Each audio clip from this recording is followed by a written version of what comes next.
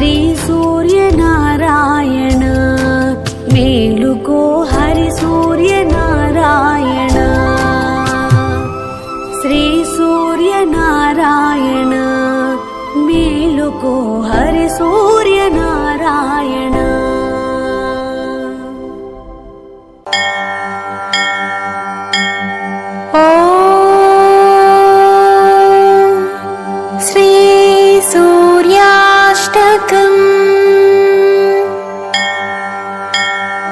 साम्ब उवाच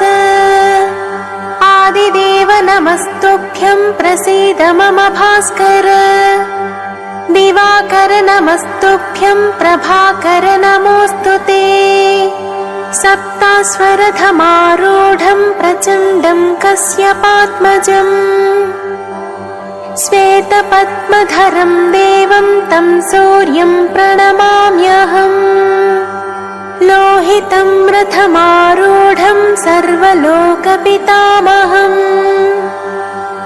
महापापहरं देवं तं सूर्यं प्रणमाम्यहम् त्रैगुण्यं च महाशूरं ब्रह्म विष्णुमहेश्वरम् बृंहितं तेजसां पुञ्जं वायुमाकाशमेव च प्रभुं च सर्वलोकानां तं सूर्यं प्रणमाम्यहम् मन्धूकपुष्पसङ्काशं हारकुण्डलभूषितम् एकचक्ररथं देवं तं सूर्यं प्रणमाम्यहम् तं सूर्यं जगत्कर्तारं महातेजप्रदीपनम्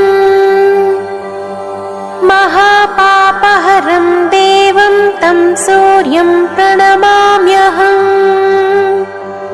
तं सूर्यं जगतां नाथं ज्ञानविज्ञानमोक्षदम् महापापहरं देवं तं सूर्यं प्रणमाम्यहम् सूर्याष्टकं पठेन्नित्यं ग्रहपीडाप्रणाशनम् अपुत्रो लभते पुत्रं दरिद्रो धनवान् भवेत् आमिषं मधुपानं च यः करोति रविर्दिने सप्तजन्म भवेत् रोगे जन्म जन्म दरिद्रता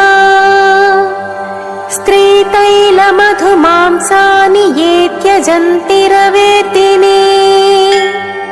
न